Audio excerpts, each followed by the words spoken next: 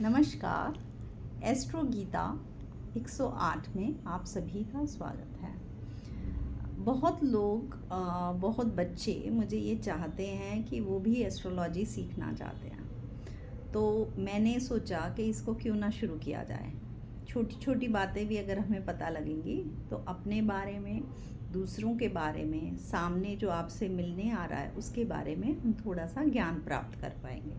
तो ऐसी कुछ हिंट्स होती हैं जिनसे आप किसी के बारे में उनसे बातचीत कर कर उनके बारे में जान सकते हैं। तो उनको कैसे हम इन एस्ट्रोलॉजी की सहायता से देख सकते हैं, इसको हम जानने की कोशिश करेंगे। और अपना थोड़ा सा देखो, भविष्य कोई किसी का चेंज नहीं कर सकता, ये कहने की बातें होती हैं साइंटिफिक। जो आप पुराने प्रारब्ध लेकर आए हैं और जो आप कर्म अभी कर रहे हैं उनसे आप थोड़ा सा बदलाव ज़रूर कर सकते हैं। और कुछ प्रभु की कृपा से चमत्कार होते हैं, तो इन सब की सहायता से आप में कुछ बदलाव आपके जीवन में आ सकता है। पर कुछ पुराने प्रारब्ध लेकर जो आप आए हैं उन्हें तो भोगना ही पड़ेगा। तो एस्ट्रोलॉजी की सहायता से हम इन सभी को धीरे धीरे पढ़ेंगे। तो आज हम छोटी छोटी जो मेन बातें हैं उनको जानेंगे। पहले तो एस्ट्रोलॉजी, ज्योतिष क्या है। देखो, ज्योतिष में जब कुंडली बनाई जाती है तो ये जो कुंडली है, ये जब आपका जन्म होता है उस समय सौर मंडल में जो ग्रह जहाँ पर है उसकी एक पिक्चर ले ली जाती है। यही सोचिए कि एक पिक्चर खींच ली सौर मंडल के में जो ग्रह जहाँ पर स्थित था, जिस नक्षत्र में था, और जिस आपके देखो 12 घर होते हैं कुंडली में, और किस घर में कौन सा ग्रह है, ये उस समय की पिक्चर ही आपके जन्म समय में वो ही आपकी कुंडली बन जाती है। उस कुंडली से हम आपके वर्तमान का और भूतकाल का और भविष्य का ज्ञान प्राप्त कर सकते हैं। अब ये 9 ग्रह कौन से हैं जिन्हें हम बहुत ज़्यादा कुंडली में इस्तेमाल होती हैं, तो हमारे को सौरमंडल में जो 9 ग्रह हम लेते हैं, ये बचपन में स्कूल में सब पढ़ चुके हैं। सूर्य, चंद्र, मंगल, गुरु, बुध, शुक्र, शनि, राहु, केतु। कोई छूट तो नहीं गया, ये आप देख लीजिएगा। तो 9 ग्रह जो हम पढ़ चुके हैं उन्हीं के बारे में हम आगे धीरे धीरे बात करेंगे। अब देखिए, ये जो 9 ग्रह हैं, ये 9 ग्रह कुंडली जो होती है उनमें 12 घर हैं, 1 से 12 घर हैं। तो 12 घर हमारे पास हो गए। उसमें हमारा हो गया मेष राशि, फर्स्ट हाउस। काल पुरुष की राशि के हिसाब से हम अगर देखेंगे तो मेष पहला घर होगा जो मंगल का माना जाता है। दूसरा घर वृष राशि जो शुक्र का माना जाता है। तीसरा घर मिथुन राशि जो बुध की मानी जाती है। चौथा घर कर्क राशि जो चंद्र का माना जाता है। पांचवा घर सिंह राशि जो सूर्य की मानी जाती है। और 6वां घर कन्या राशि जो एक बार फिर बुध की राशि मानी जाती है। 7वां घर तुला राशि शुक्र का घर माना जाता है। और 8वां घर वृश्चिक राशि जो मंगल की राशि है। और 9वां धनु गुरु की राशि होती है। 10वां घर मकर राशि शनि का। और 11वां घर कुंभ राशि भी देखा और शनि की ही होती है। और 12वां गुरु की मीन राशि।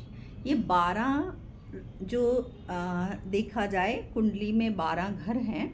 ये आगे जाके मैं धीरे धीरे इनके बारे में भी सारी और एक्सप्लेनेशन करूँगी और डिटेल्स में इसकी व्याख्या करेंगे, बट आज छोटा सा हम इसको ब्रीफिंग में लेंगे। तो इन 12 राशियों को हमने जब अब बैठ गई ये 12 राशियाँ, अब इनमें लगन जो बनता है, देखो काल पुरुष की राशि में तो लगन सिर्फ मेष माना जाता है मंगल का, परंतु जब आपका जन्म हुआ उस जन्म के समय आपकी जो पिक्चर खींची थी सौरमंडल की, उस समय उस घंटे में उस मिनट में जो लगन था पंचांग के हिसाब से देख सकते हैं, पंडित देखते हैं। आजकल सॉफ्टवेयर भी बहुत हैं, बहुत आसानी से मिल जाता है।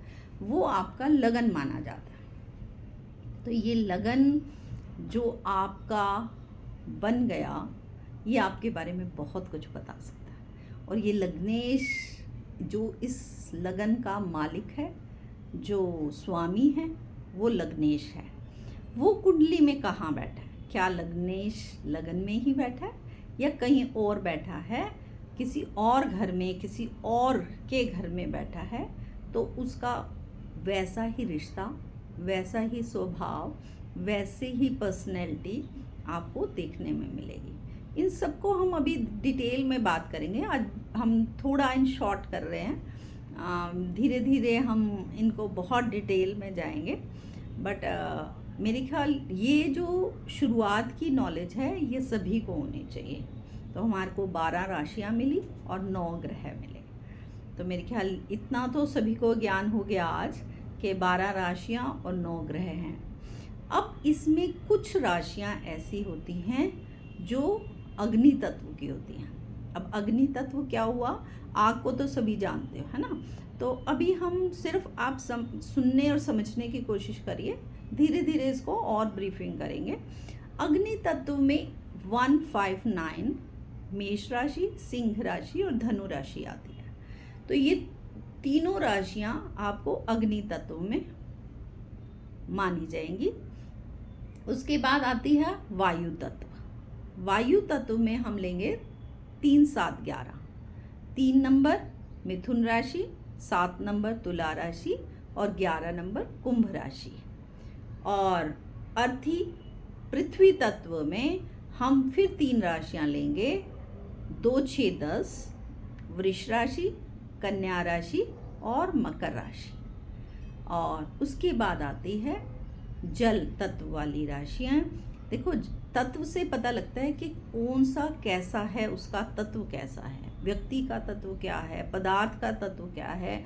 हर जो भी चीज़ इस संसार में है, उसका कोई ना कोई तत्व ज़रूर होता है।